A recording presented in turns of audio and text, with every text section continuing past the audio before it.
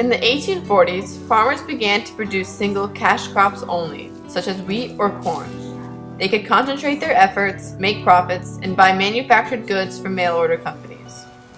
Howdy, partner. Howdy, neighbor. How your wheat doing, eh? I mean, look, I got all this wheat. People thought I wouldn't do well with the one-crop economy. Woo! Yeah, them high prices are treating me real good. I don't think anything bad can happen now. Agreed. Unfortunately, though, 35 years later in the 1880s, world markets would rebound. It produced more crops and forced prices to go down, leaving the farmers in America to ruin. Hello, farmer. What are you doing on my land? It's 1890. I'm here to collect my money from 35 years ago. $1,000. Cough up. I don't have $1,000 to give you. Why not? Because ever since deflation and the price of wheat went down, I haven't been making any money. It's not my problem. What would have been 1,000 bushel last year's now too. Well, you don't have the money? Looks like I'm just gonna take your house. And then come back for your wife. No, not Eleanor. Yes, Eleanor. You Wall Street octopus, you. Don't call me that. Too late. Alright, well, I'm gonna be back.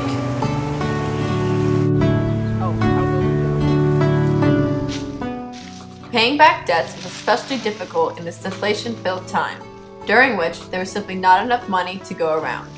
Farmers operated year after year on losses and lived off their fat as best they could, but thousands of homesteads fell to mortgages and foreclosures, and farm tenancy rather than farm ownership was steadily increasing.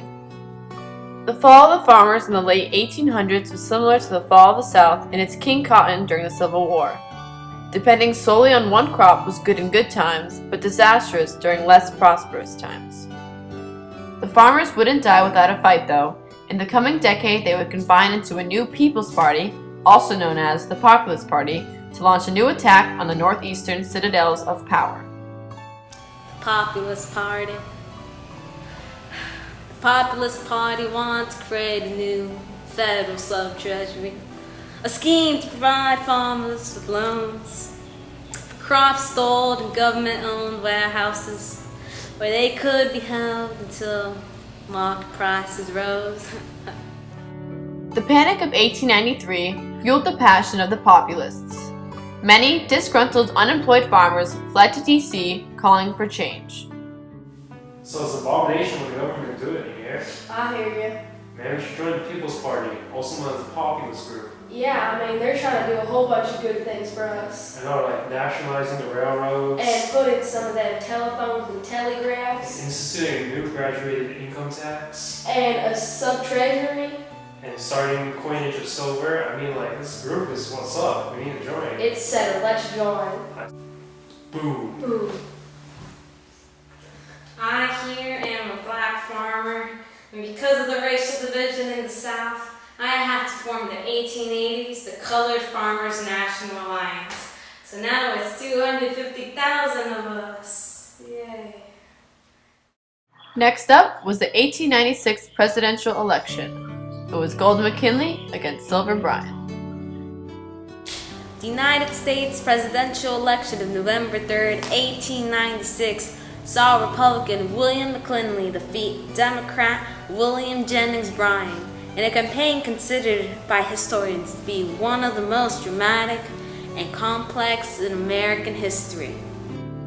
McKinley won decisively, getting 271 electoral votes, mostly from the populous East and Upper Midwest, as opposed to Bryan's 176, mostly from the South and the West.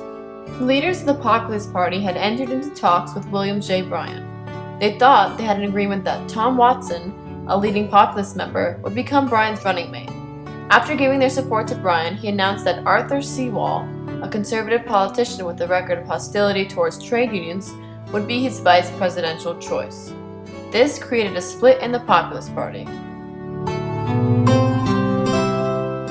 The defeat of William J. Bryan severely damaged the Populist Party. While Populists continued to hold power in a few Western states, the party ceased to be a factor in national politics. This election was perhaps the most important since the elections involving Abraham Lincoln, for it was the first to seemingly pit the privileged against the underprivileged, and it resulted in a victory for big business in big cities.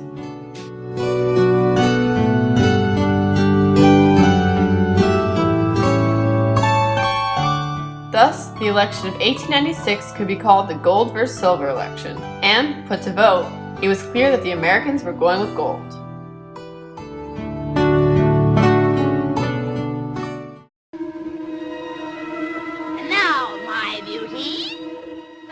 The Wizard of Oz captured the hearts of the movie-going public, and it has retained its grip ever since.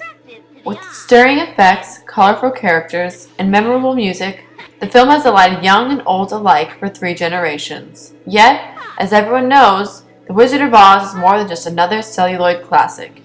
It has become a permanent part of American pop culture. Is Oz, however, merely a children's story, as its author claimed? For a quarter of a century after its film debut, no one seemed to think otherwise. This view would change completely when an obscure high school teacher published an essay in the American Quarterly claiming that Baum's charming tale concealed a clever allegory on the populist movement.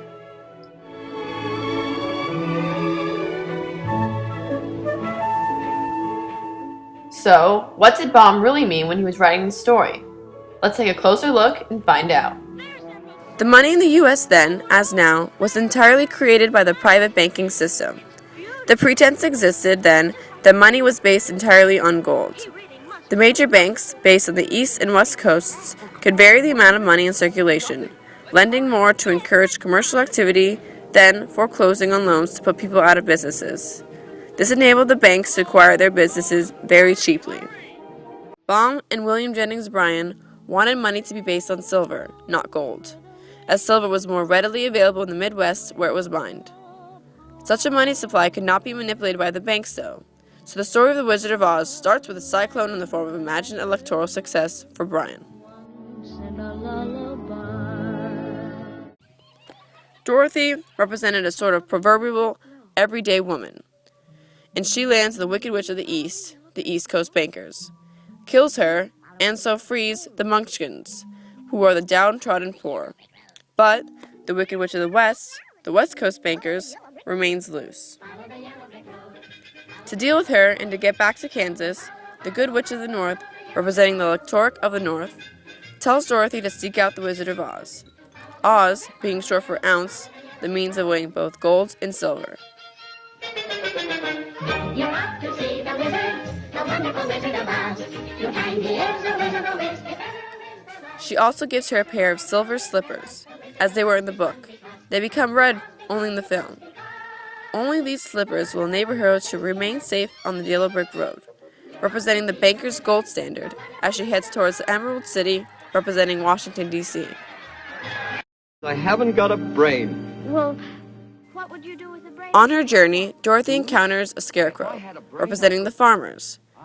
Farmers did not have the wit to understand how they could end up losing their farms to the banks, even though they're the ones working hard to grow the food to feed a hungry nation.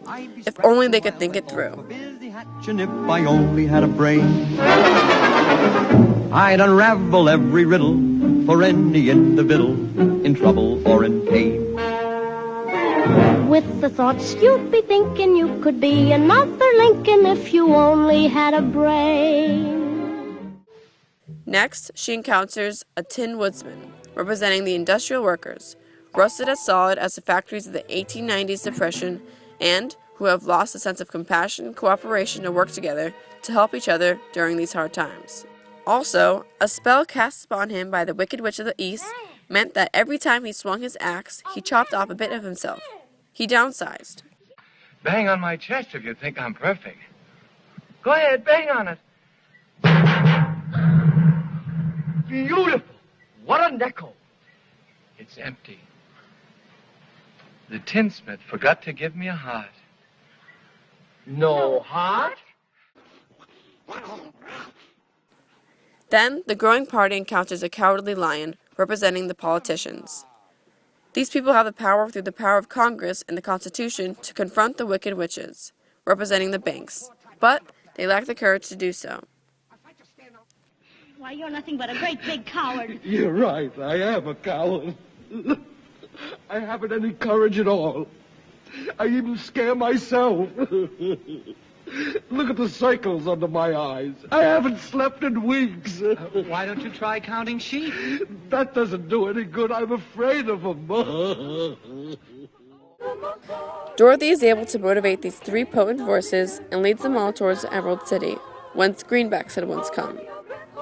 And they were able to encounter the wonderful Wizard of Oz. Oh, no, my dear, I'm a very good man. I'm just a very bad wizard. The Wizard of Oz is initially quite majestic and apparently awesome, but he turns out to be a little man without the power that people assume he possesses. He does, of course, represent the President of the United States.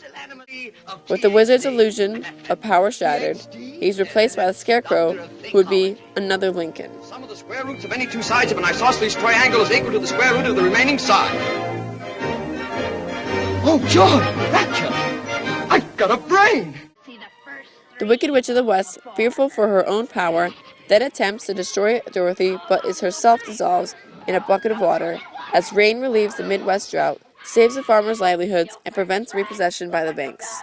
I'm melting! Melting! Oh, what a world! What a world! Who would have thought a good little girl like you could destroy my beautiful wickedness?